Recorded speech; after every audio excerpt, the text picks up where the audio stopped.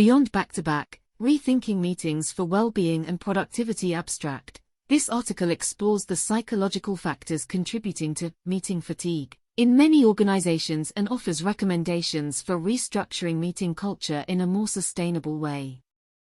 Meetings are increasingly used by companies as a collaboration tool, but can satisfy deeper human drives for involvement, approval, and control rather than just productivity.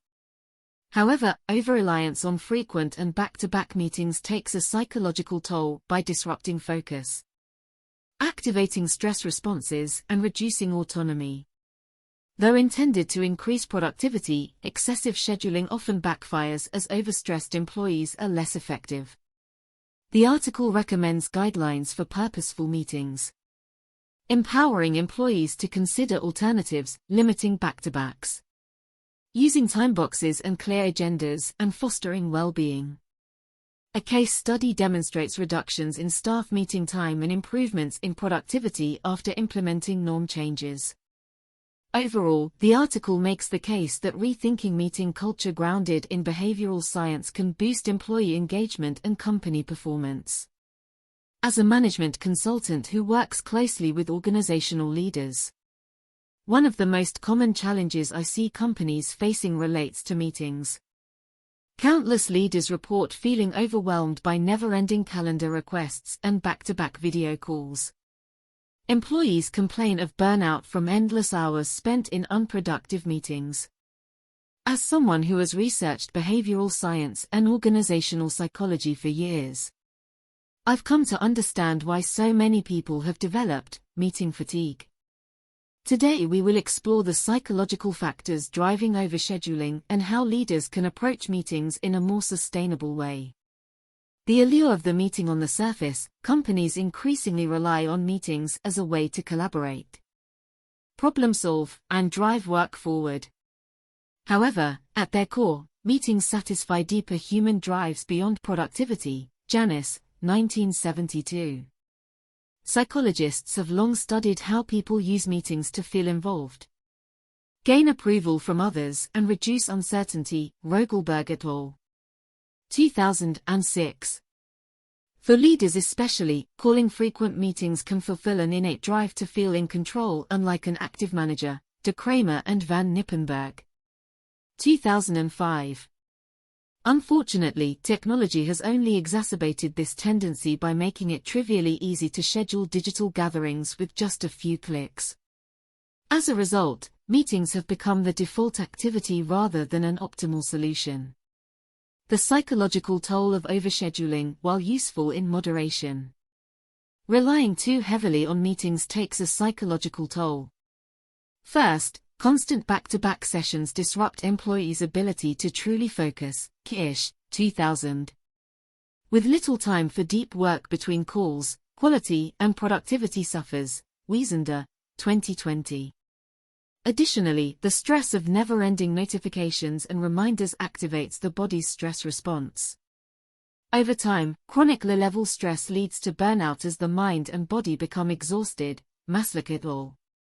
2001. Meetings also disrupt the autonomy and sense of control people need for well-being. Deci and Ryan. 2000.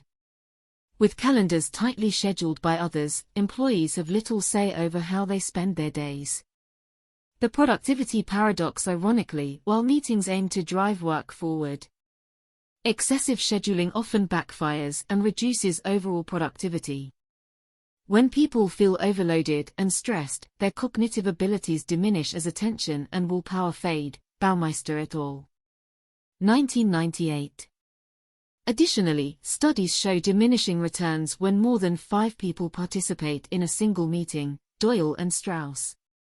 1976.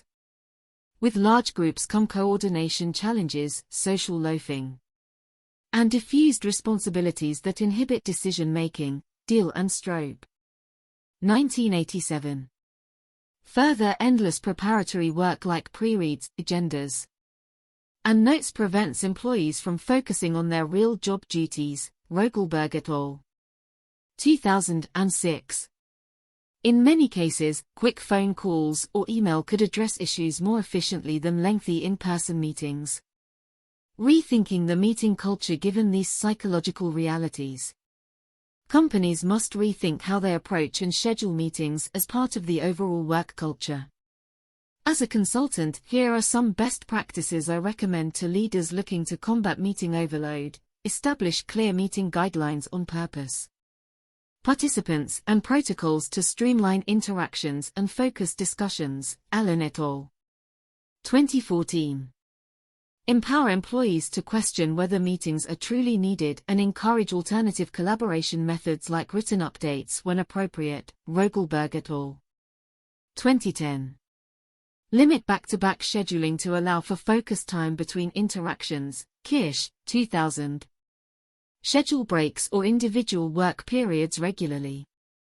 Set clear agenda templates requiring objectives, action items, and owners to increase accountability and prevent meetings from dragging on aimlessly. Van Vree, 1999. Consider timeboxing meetings to a maximum of 30 to 60 minutes to increase pace and focus. McGinn and Tempest, 2000.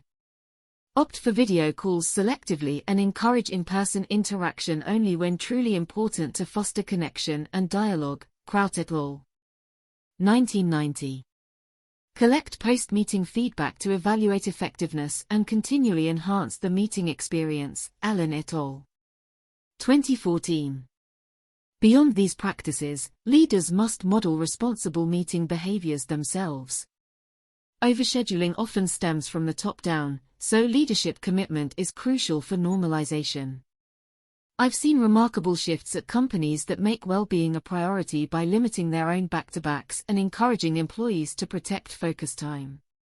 Case study: a media company's journey to illustrate these best practices in action.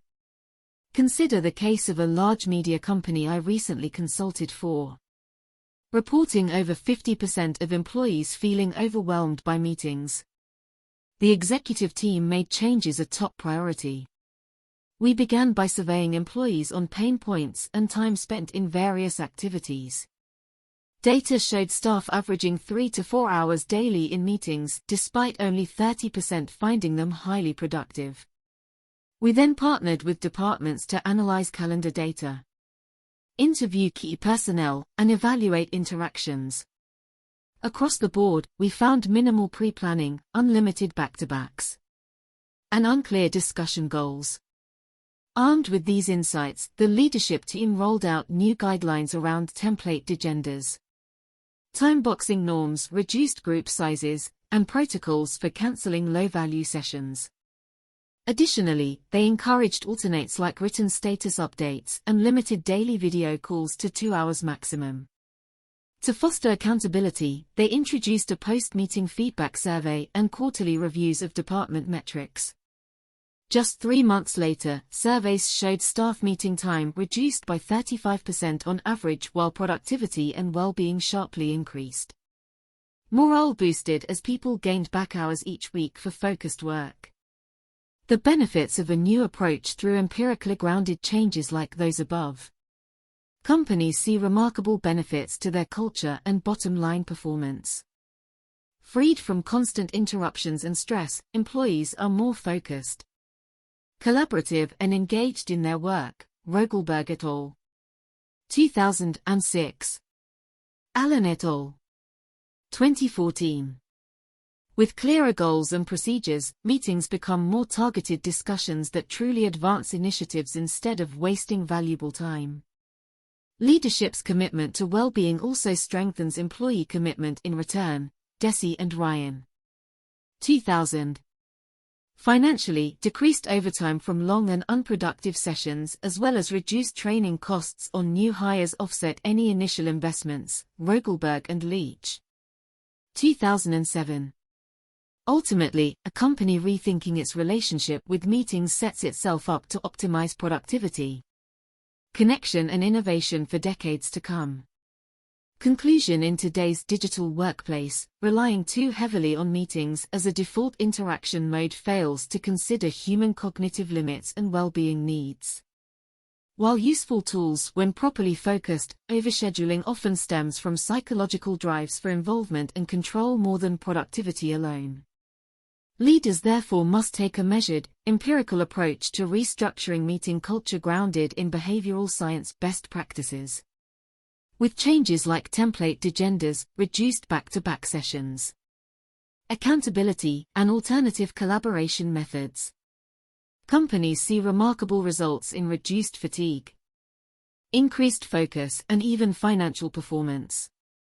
By prioritizing well-being and effectiveness over instinctive overscheduling habits, organizations empower employees and maximize their greatest asset, human potential. When thoughtfully streamlined, meetings can become targeted interactions that truly move important work forward.